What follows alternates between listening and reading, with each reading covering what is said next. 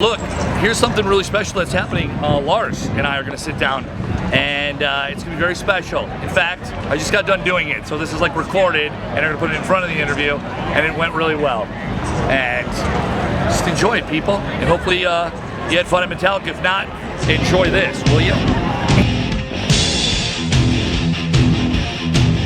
We're just getting started. Happy 40th. Yeah, thank you. All right, then. Thanks for doing that stuff for us, too, and like talking about it. Like, you guys have a lot of memories coming here, and we have a lot of history in Chicago. That we do, yeah.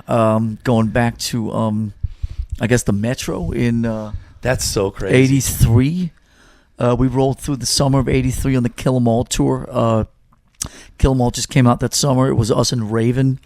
We were in... How do you remember this? Listen, some of the you never forget the very early stuff because all of that was such a mind beep, that was happening. In the middle it gets a little fuzzier, when you start playing 64 arenas that all look the same or whatever. But I mean, the first time we rolled in Chicago, Kill 'Em All came out that summer. It was us and Raven. We were on tour in a like a camper, they call it in England, like an RV. Yeah. We had a U-Haul truck and a camper with both bands sleeping in the camper and both bands' gear in an old U-Haul truck, and we slept around, did like 30 or 40 clubs, and we had like the best time. You couldn't even if it just ended right there, it would be like, oh, this is cool. We're done. I was 19. And to get along in a van that small, and we're still here. So now it's 34 years later.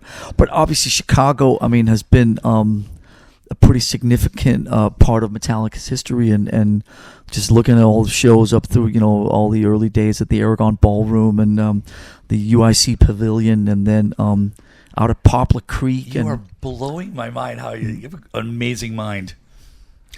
I need a little advice on how to keep my mind that sharp. That's insane. And then all those shows at the Rosemont. I remember we did a triple here, a Rosemont Horizon in on 91 on the Black album, which was pretty crazy. Playing 3 nights anywhere. Yeah, I was like, wow, seriously.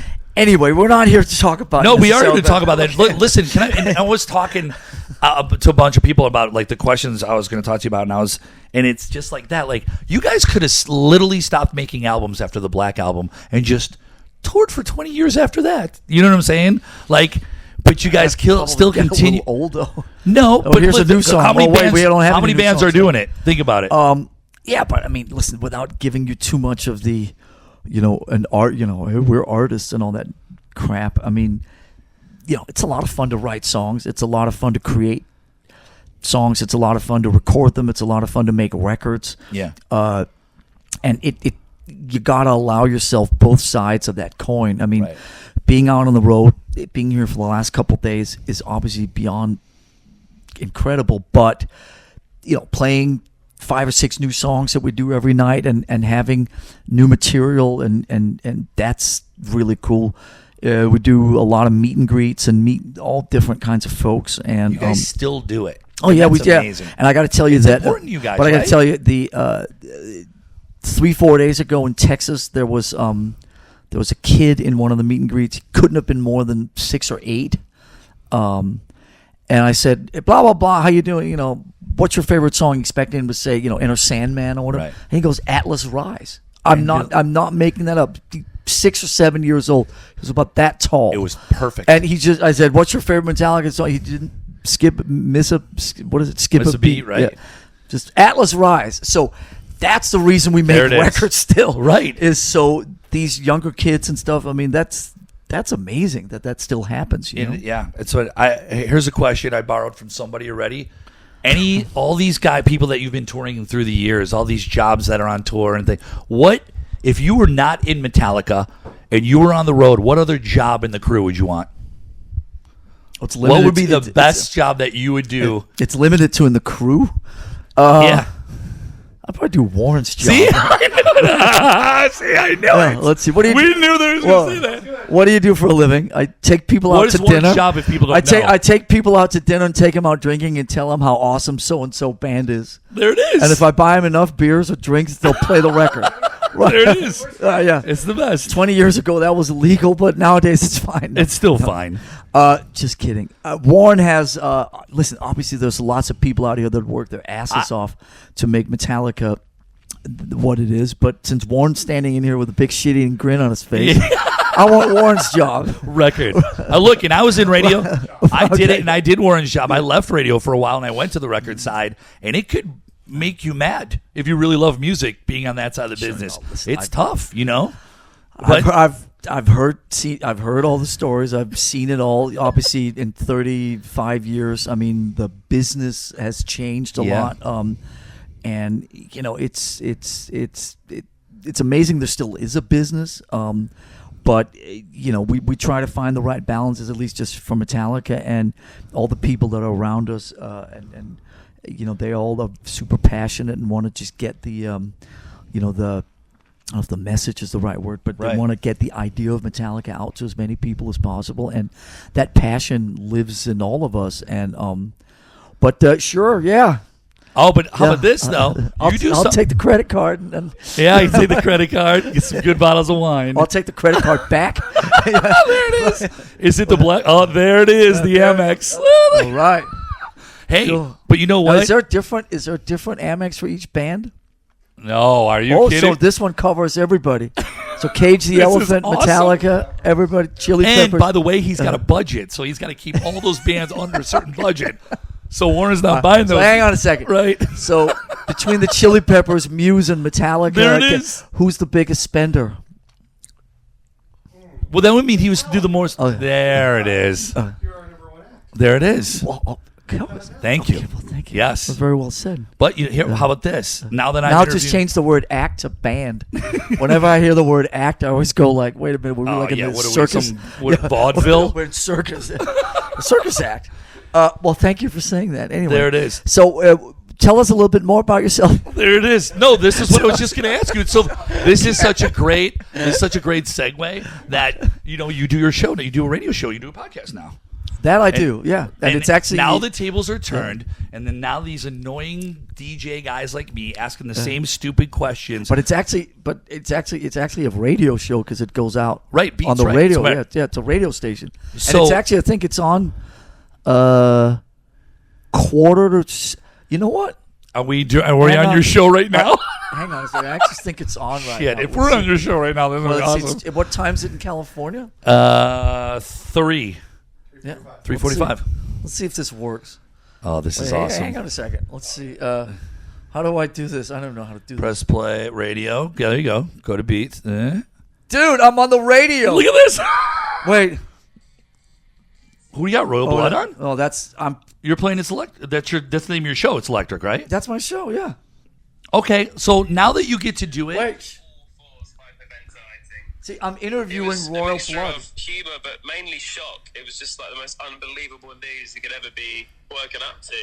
Note to bands out there listening: if you want to up your concert sound, thank you. Okay.